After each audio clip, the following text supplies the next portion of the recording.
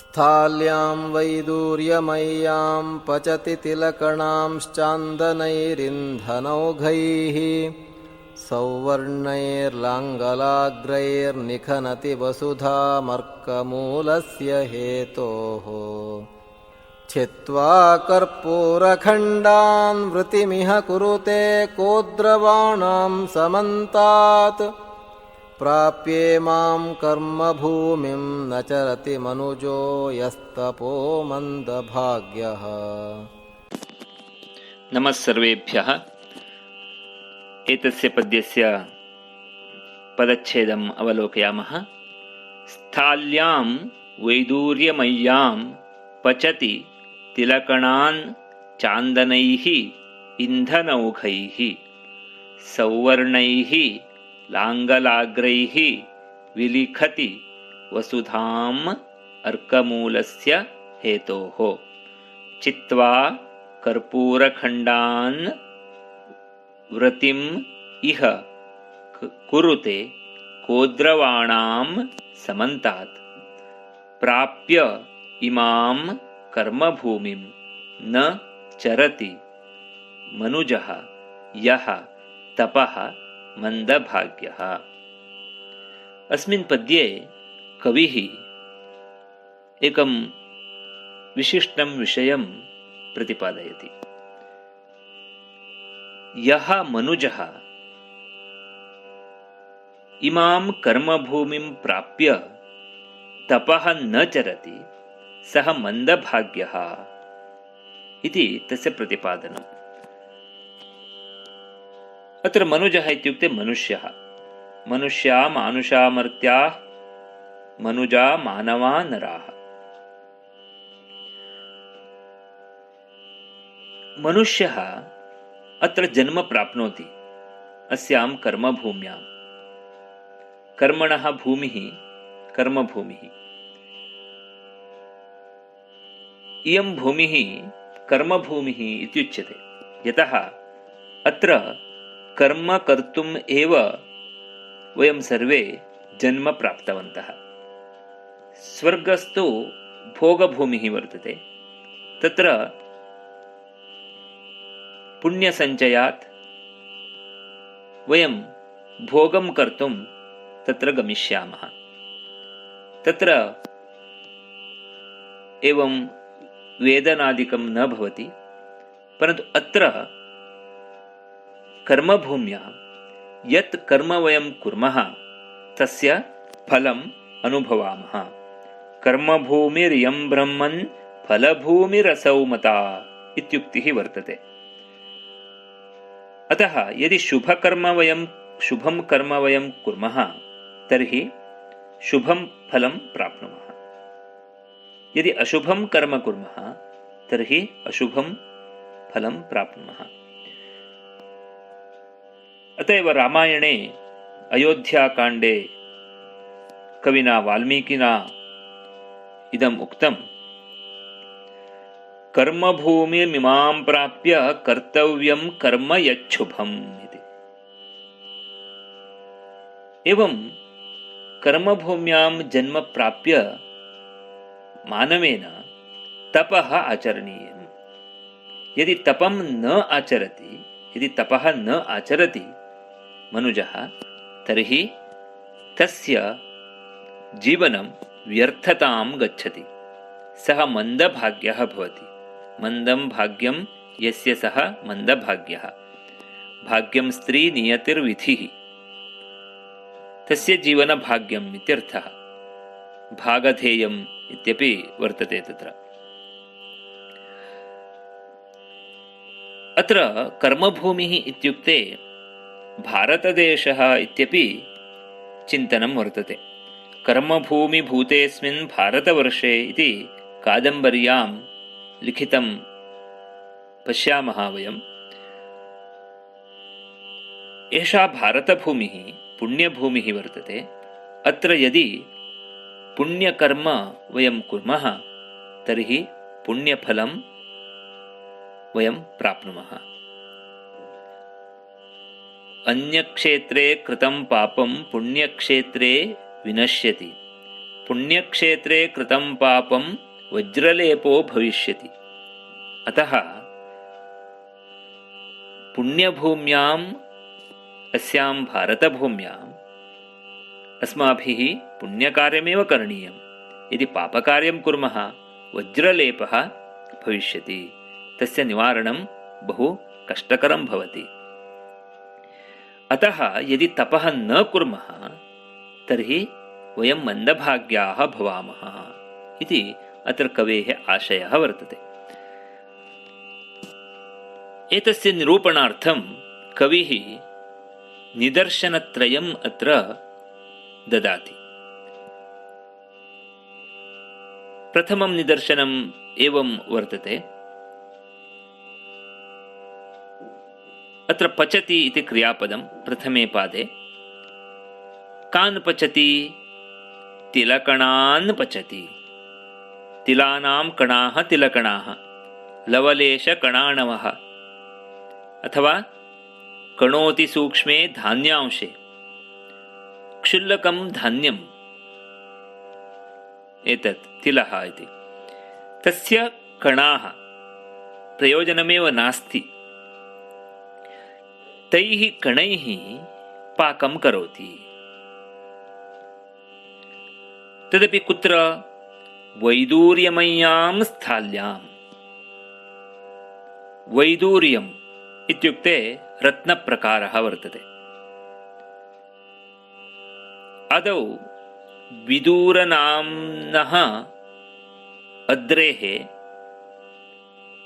प्राप्यते स्म, अतः विदूरात् प्रभवतीति वैदूर्यम् अथवा विदूरे भवं वैदूर्यम् इति व्युत्पत्तिं वक्तुं शक्नुमः। अत्र वैदूर्यमय्याम् इत्यत्र वैदूर्यप्रचुराम् इति वयं स्वीकुर्मः, अथवा वैदूर्येण रचितायां स्थाल्यां पिठरस्थाल्युखा कुण्डम्। अत्र स्थाली इत्युक्ते पात्रं, यत्र पाकः क्रियते तादृशं पात्रं। तस्मिन् पात्रे अत्र तिलकणानां पाकः क्रियते। तिष्ठन्ति अन्नादीनि इति स्थाली इति व्युत्पत्तिः उक्ता वर्तते। तर्हि पाकं कर्तुम् इन्धनम् आवश्यकम्। कैः इन्धनं विरच्यते इत्युक्ते चान्दनैः इन्धनौघैः इति उक्तम्। चन्दनवृक्षः विशेषतः मलयपर्वते मिलति। गन्धसारो मलयजो भद्रश्रीश्चन्दनोस्त्रियाम् इति कोशे उल्लिखितं दृश्यते। तादृशैः इन्धनौघैः काष्ठं दार्विन्धनं त्वेधः। इन्धनानाम् ओघः इन्धनौघः, ओघाः इन्धनौघाः तैः इति अत्र विग्रहः करणीयः। ओघः इत्युक्ते समूहः, सञ्चयः। स्तोमौघनिकरव्रातवारसङ्घातसञ्चयाः इति कोशे उक्तं वर्तते। एवं चन्दनकाष्ठानां सञ्चयैः तत्सञ्चयेन इन्धनं कृत्वा तिलकणाः पच्यन्ते। कुत्र? वैदूर्यमय्यां स्थाल्याम्। एतत्तु मूर्खत्वम् एव अस्ति। यतः क्षुल्लकं धान्यं पक्तुं किमर्थं तादृशम् अमूल्यम् इन्धनम् आवश्यकम्, अथवा अमूल्या स्थाली आवश्यकी भवति। मूर्खता एव एषा। तादृशी एव मूर्खता अस्ति कर्मभूमिं प्राप्य तपस्य नाचरणम् इति। अस्तु नाम द्वितीयं निदर्शनं पश्यामः। अत्र विलिखति इति क्रियापदं वर्तते। विलिखति इत्युक्ते खनति अथवा खनत्ति। तत्र कैः विलिखति अथवा कां विलिखति इति पश्यामः। आदौ वसुधां विलिखति। वसुधा इत्युक्ते भूमिः। सर्वसः वसुमती वसुधोर्वी वसुन्धरा। वसुन्धरा वर्तते भूमिः। तत्र वसूनि सन्ति इत्युक्ते सम्पत्तिः। तदर्थं यदि खननं क्रियते मूर्खता न भवति, परन्तु अर्कमूलस्य हेतोः। अर्कः इत्युक्ते किञ्चित् वृक्षकं वर्तते, तथा महत्त्वपूर्णं तु नास्ति एव। तत्र अर्कस्य मूलं तत् प्राप्तुम् अर्कः पलाशः खदिरः इति कोशे उक्तम्। एषः अपि वृक्षः क्षुल्लकः एव वृक्षः। तस्य मूलं प्राप्तुं भूमेः खननम्। अर्के चेन्मधु विन्देत किमर्थं पर्वतं व्रजेत् इति। मधु तु न मिलति एव, अतः तादृशः वृक्षः तस्य मूलस्य हेतोः, हेतुः इत्युक्ते कारणं, हेतुर्ना कारणं बीजं नाम प्राप्तुम् इत्यर्थः, तस्य प्राप्त्यर्थम्। वसुधां विलिखति। तर्हि कैः विलिखति? सौवर्णैः लाङ्गलाग्रैः इति वदति। कृषको लाङ्गलं हलं स्वीकृत्य विलिखति। परन्तु कीदृशं हलं? स्वर्णं सुवर्णं कनकं हिरण्यं हेमहाटकं। सुवर्णस्य हलं, सुवर्णेन निर्मितं सौवर्णं। तादृशं हलं स्वीकृत्य भूमिं विलिखति, भूमेः खननं करोति। एषा अपि मूर्खता एव वर्तते। क्षुल्लकस्य वृक्षमूलस्य हेतोः सौवर्णैः लाङ्गलाग्रैः भूमेः विलेखनम् अथवा खननम्।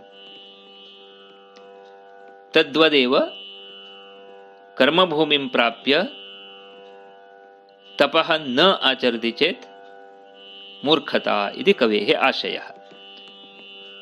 तृतीयं निदर्शनम् अवलोकयामः। कोद्रवाणां समन्तात् कर्पूरखण्डान् चित्वा वृत्तिं कुरुते। कोरदोषस्तु कोद्रवः। अन्नं, परन्तु एतदपि क्षुल्लकं धान्यं, तथा बहुमूल्यं तु नास्ति। तादृशस्य धान्यस्य रक्षणार्थं समन्तात् परितः तं परितः किं कुरुते? वृत्तिं कुरुते। वृत्तिः इत्युक्ते आवरणं, रक्षणावरणं कुरुते, विरचयति। तर्हि कैः विरचयति इत्युक्ते कर्पूरखण्डान् चित्वा।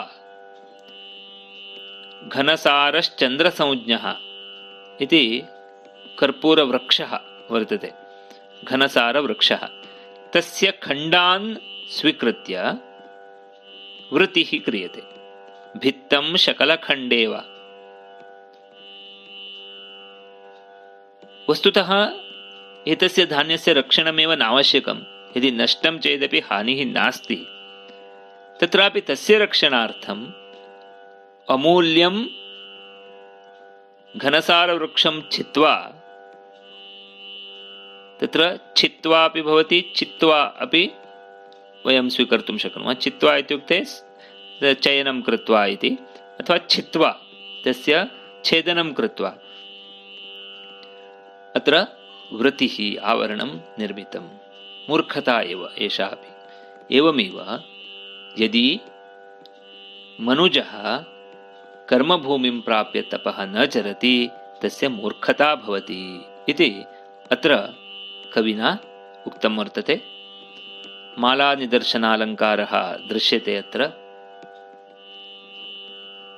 स्रग्धरावृत्ते इदं पद्यं रचितम्। एतस्य पद्यस्य अन्वयं पुनरेकवारं पश्यामः।